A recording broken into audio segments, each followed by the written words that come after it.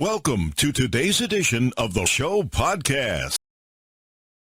The original film was a hit, but Keanu Reeves hated the sequel script so much, he refused the job. It's tough to count or rank all of Keanu Reeves' successful films and epic acting roles.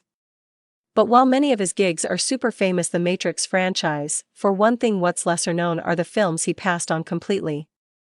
While he almost skipped acting in favor of another career entirely, Keanu has since turned down very few movie opportunities. And the ones he has said no to involved some interesting consequences. Then again, Keanu has also said yes to some movies that fans would have shaken their heads at. For example, the revival of Bill and Ted seemed a little bit like grasping at straws of the younger actor's former glory. Anyway, there was at least one film that Keanu said no to, and for good reason. He just really hated the script. As Closer Weekly quoted, Reeves had plenty of great experiences while filming the original film Speed. Alongside Sandra Bullock, Keanu played an action hero who rescued a bus full of people from impending doom. But when it came time to discuss Speed 2, Keanu wasn't totally down with the plot. He explained that after reading the script, which outlined that the action would happen on a cruise ship, he knew he had to object. In an appearance on Jimmy Kimmel in 2015, notes Closer Weekly, Keanu explained his reasoning for bailing on Sandra and director Jan de Bont. It was about a cruise ship. A cruise ship is even slower than a bus, and I was like, I love you guys, but I just can't do it.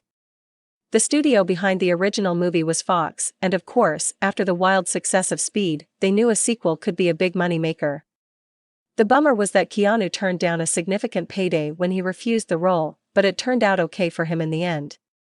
The studio, on the other hand, enlisted Jason Patric as Sandra's new co-star, and the film bombed.